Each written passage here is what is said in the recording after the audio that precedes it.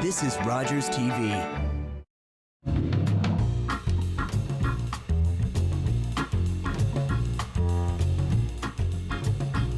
Hi, everyone, and welcome to Real Life Talks. I'm your host, Yvonne Heath, author of the book Love Your Life to Death and founder of the I Just Showed Up movement. So joining me today is a man that I am just so excited to share with you. Proof that not all heroes wear capes. Many of them wear silly outfits and have lots of toys in their pockets and share heart and humor with the world. So I am here with the wonderful Patch Adams, who is a real life doctor. Many of you had seen the movie Patch many, many years ago. I have the VHS here, VHS from 1998, where Robin Williams starred and shared a glimpse of Patch's life. Patch is so much more. He is an author, speaker, and above all else, considers himself an activist for peace, justice, and care for all people. And nature. And nature. Yes, absolutely. And Patch, I cannot thank you enough for joining me today. How are you today? Best day of my life. Best day of your life. And I know that you made a decision when you were 18 years old, right? To make sure that you were going to live a life that was happy, funny, loving, cooperative, creative, and thoughtful. And you have been teaching people those very principles ever since. Haven't missed a day. You haven't missed a day. I have to tell you that you don't know that you've been my mentor for many years from afar, but I was a nurse for 27 years. And when I saw the movie Patch in 98, it changed the trajectory of how I brought medicine. I brought heart and humor to medicine. As you can see, I wanted my background to be patch worthy. So I dug up a few of my toys that I have shared over the years to bring heart and humor to people. But the best thing that happened was in 2014, when I started writing my book, and my husband said, I wonder if we could get a quote from Patch Adams. And I just thought, well, that would be a dream come true. And so he contacted the Gesundheit Institute, and we shared what I was doing. I was writing a book, bringing heart and humor to grief, death, and dying, changing how we have these conversations. And you gave us the quote, if you gotta die, why not make it fun? And I was ecstatic. And I have studied you and your work in the Gesundheit Institute and everything you bring to the world since then. And I want to share everything. There's so much to share about your life. And clowning is one of your greatest gifts to the world. And I would love you to share what clowning has meant to you and what you have brought to the world with it. I am a clown who is a doctor, not a doctor who is a clown. Mm-hmm. I started clowning at around age 9. I grew up in the military, and a lot of sons of military people are manly men, and I was a weird nerd, dweeb, dork, sissy boy. And from 54 to 61, we lived in Germany, and I was bullied. And I found out very quickly that a bully doesn't hit their fool. So I first started clowning to save my butt. Mm. And then I saw how easy it was to make people laugh simply by being sparkly myself. And I've probably clowned more than anyone alive. You know, I've only worn clown clothes for 35 years, and I've clowned in 82 countries and every state many times, and maybe 10,000 deathbeds, 5 wars, and I do it in the grocery store, and nobody is safe. I love that. Nobody is safe from clowning. And I love what you say about clowning, in that love was difficult to get close to people in a suspicious world. Clowning is a trick to get love close. Right. It's a very important thought, because you are right. I think loving's the most important thing in life, but there's a huge amount of pain around love for people, and suspiciousness and all of those sorts of things. So I found that as a clown, I can go up and hug pretty much everybody Mm-hmm. and do a whole lot worse. Mm-hmm. Mm-hmm. Well, as you said, you're a 6'4" man. So if you came up to somebody and said, "Hey, how about a hug?" they might get a little uncomfortable, right? Well, especially if they're a man. Right, of course. Of course. And I'm not interested in frightening women. Right. The men have been doing that all of history. Yes. I consider that most of the problems of history were caused by men, almost all of them. Yes. They were so ignorant of love that no country gave women the right to vote until 1893. It's inconceivable that there wouldn't have been an intelligent country out there, but there wasn't. The US, 1920, so we're on the 100th anniversary. Wow. And with everything going on in the world, as I even look back at your life, and as I was reading in your website, even back in 1961, when you went to a segregated school, you got beat up for taking a stand against racism. Well, the history is, from 54 to 61, we were living on a military base in Germany. My father died. My mother's heritage was Virginia. We moved to Virginia, and my life changed forever in a public park at a public drinking fountain that said whites only. I realized my country was fake and religion was fake, and that people could hate for color. And I first flipped out. I had 3 mental hospitalizations at age 17. I didn't want to live in a world of violence and injustice. I went to an all-white school that was a public school in a very crowded Black population. And I then was present at age 18 at Martin Luther King's I Have a Dream speech. And I instantly changed. I realized, stupid, you don't kill yourself, you make revolution of love and fun. And that's when I found out my mother gave me self-esteem. I didn't have to develop into a person who was those 6 qualities you mentioned: happy, funny, loving, cooperative, creative, and thoughtful. That was the design of myself to work in this world towards peace and justice and love for all people and nature. It really is sad how complicated we make it all, and how simply loving and fostering that self-esteem and kindness and heart and humor literally changes the world.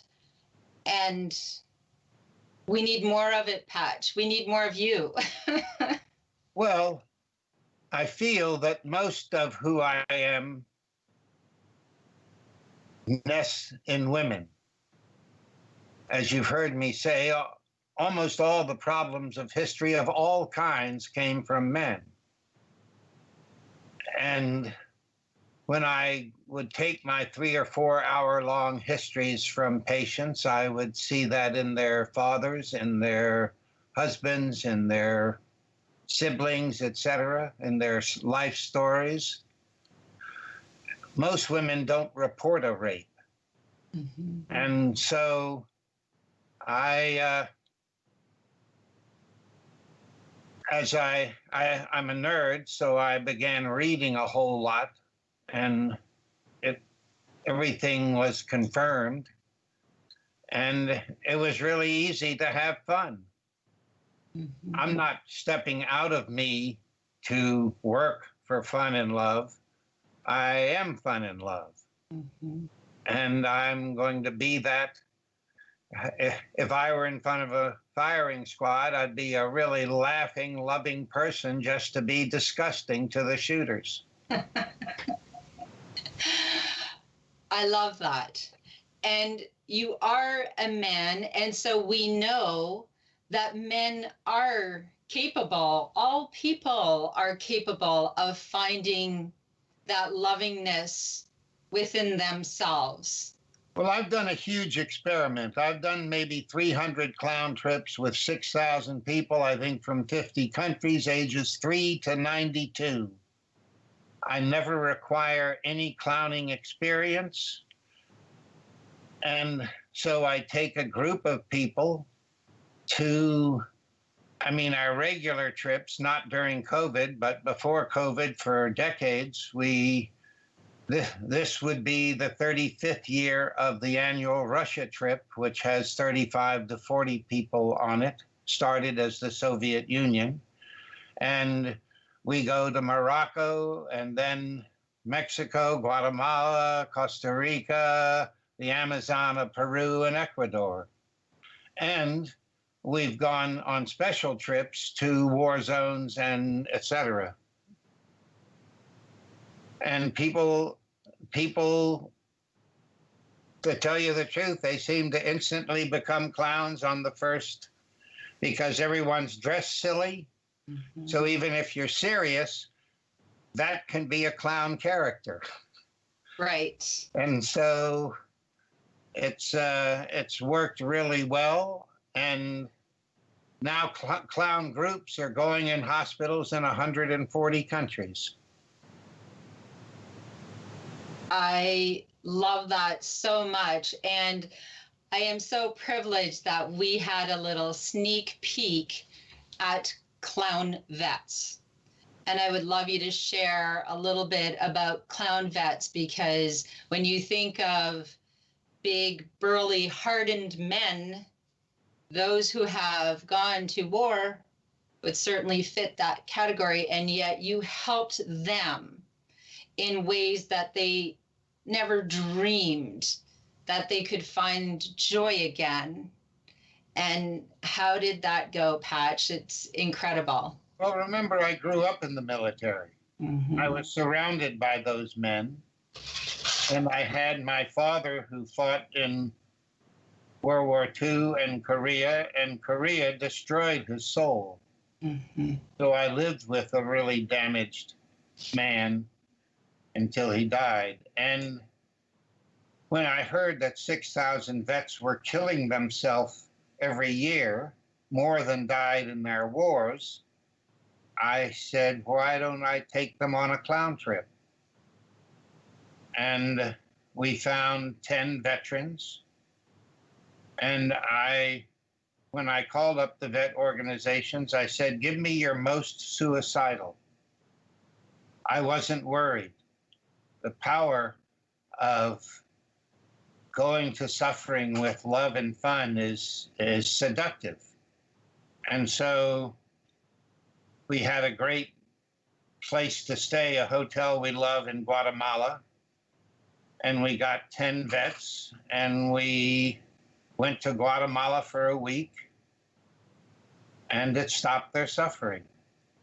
1 week, where before all these drugs and all the therapy they were getting, and from what I understand, they are still not suffering. And that, so a year later, I raised the funds to do another vet trip. The vets did not have to pay for this at all.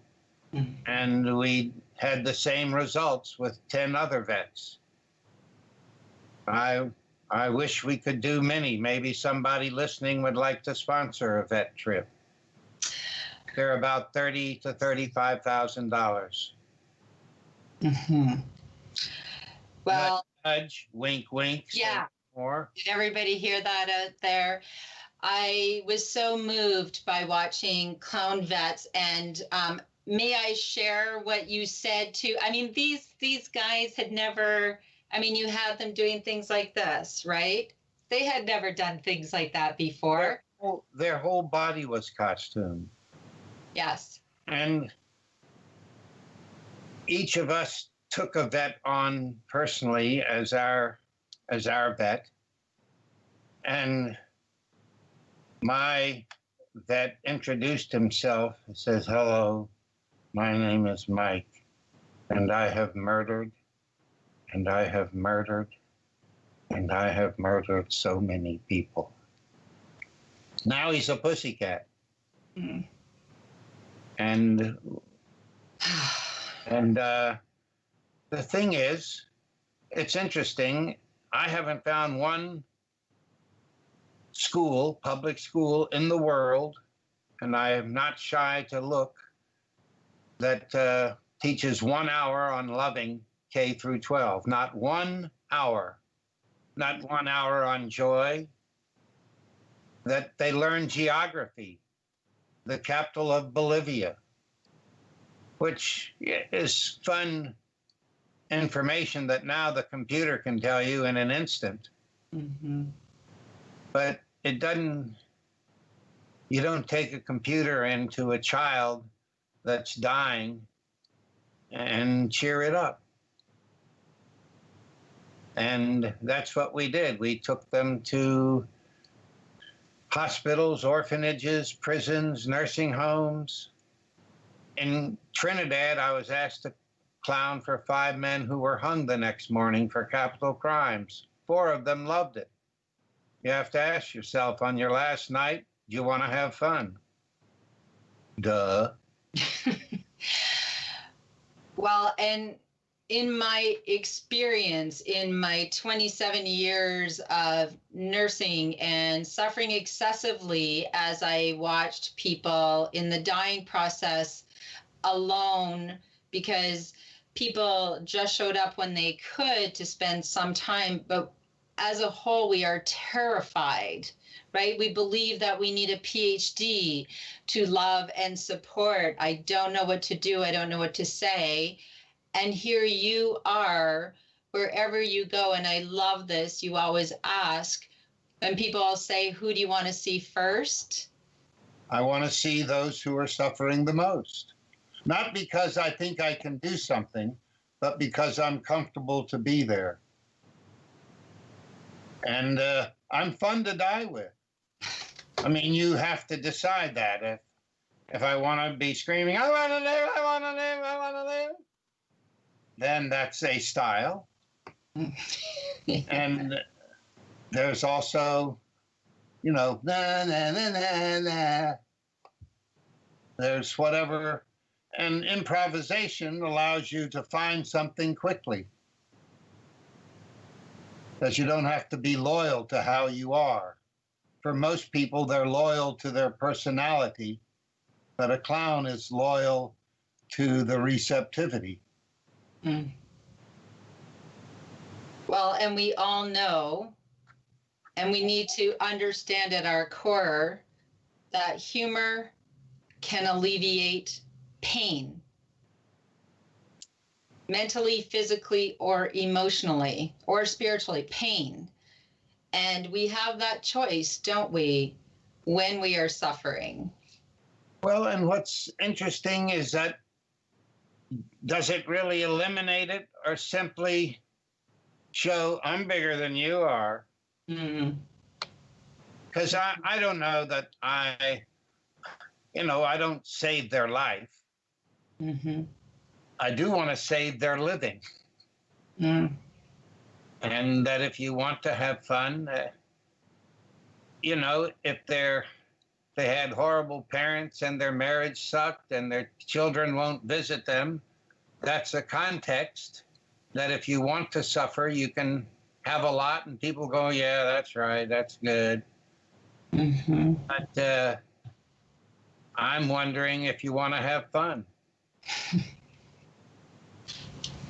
I believe that we need to ask ourselves that more often and create it. When I am often speaking to people and I say, here's a question for you. Are you happy? And people look at me like I'm a strange, I'm a weird one as well. And I'm okay with that. And people look at me like I've asked them the most bizarre question. And I think, isn't that sad that happiness and joy and heart and humor aren't more of a priority? And if you are not happy, what can you do to change that? What can you do to change that? Well, you decide. Mm-hmm. You decide to be it, and then you influence your surroundings. And then if you speak about it, you influence your listeners. I don't know if you're aware as a nurse that for 50 years I've been building a free hospital. Mm-hmm. That I've never charged money as a doctor. I've been a free doctor. And that the hospital we're building eliminates 90% of the cost of care, where all the permanent staff live together as a communal eco-village. And that we have 327 acres in our poorest state, West Virginia. And we're building a 40-bed primary care rural community hospital there. And will be a fully extensive farm and an artist colony as well. Wow. And everyone will make the same salary, from the cleaning person to the surgeon, $300 to $400 a month. Mm-hmm. And so, by the way, if you're listening, I'm not built because very few people have donated. The movie promised to build our hospital and didn't give me a dime. Oh, that's unfortunate. And they made several hundreds of millions of dollars. Mm. But I can honestly say, and I don't do it to criticize, but just to point out where we are with money, is that 90% of the promises made me didn't happen, whether they were $10 or $100. And I don't suffer from it. I'm thankful for what does come in, and that we don't owe any money. We've built 3 buildings and we're having fun. Mm-hmm. Failing is the clown trips. Mm-hmm. Yes.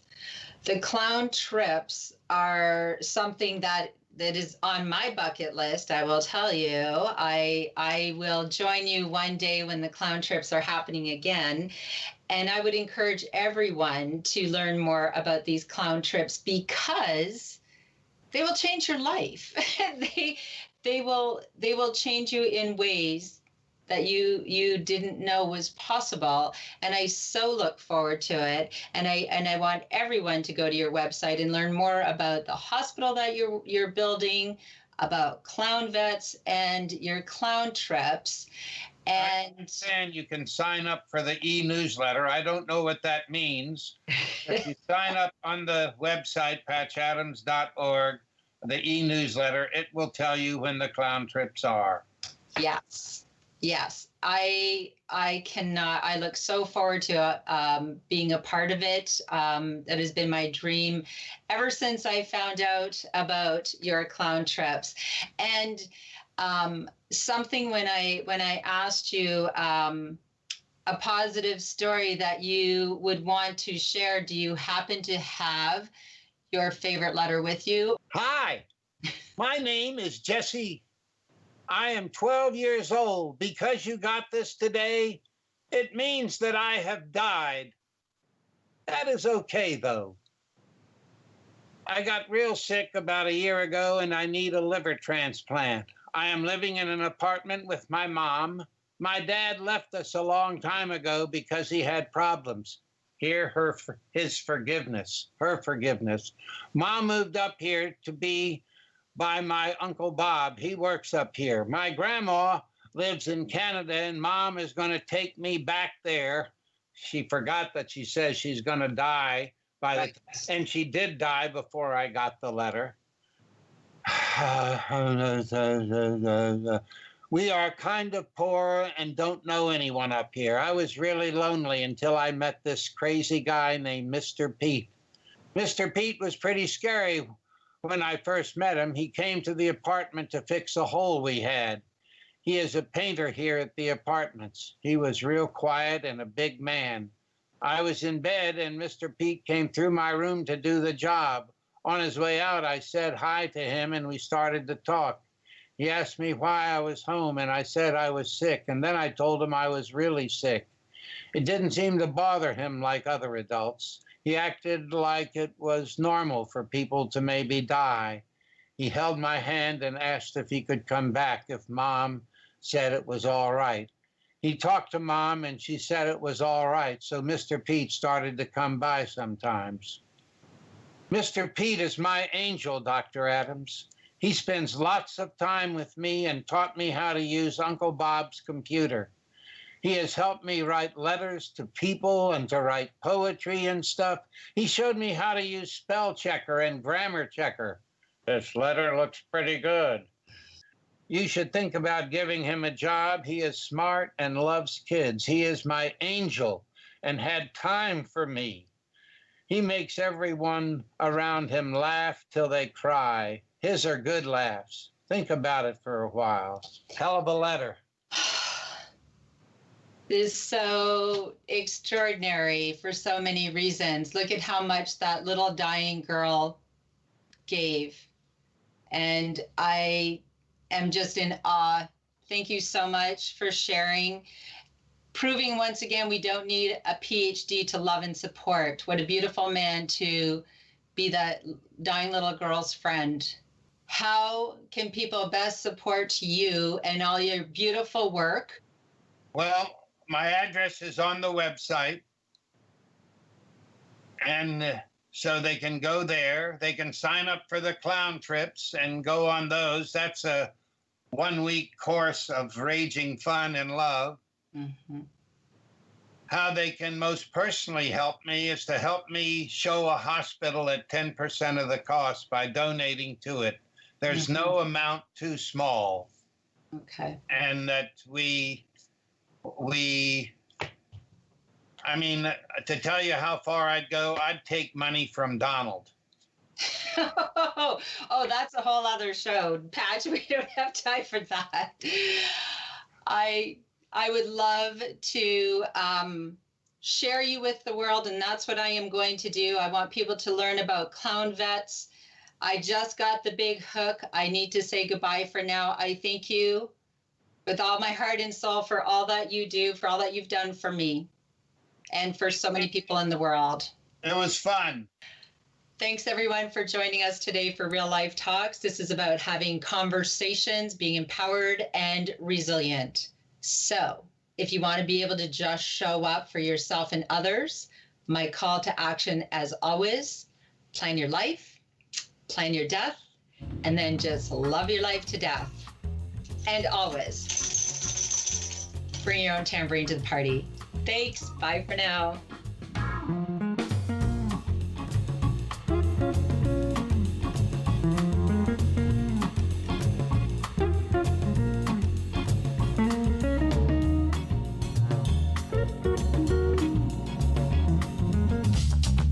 This program is brought to you by Ignite TV. Now you're in command. Visit Rogers.com for more details.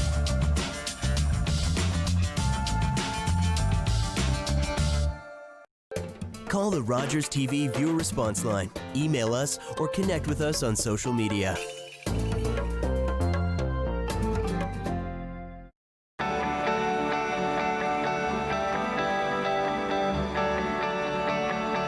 This is Rogers TV. Aurelia.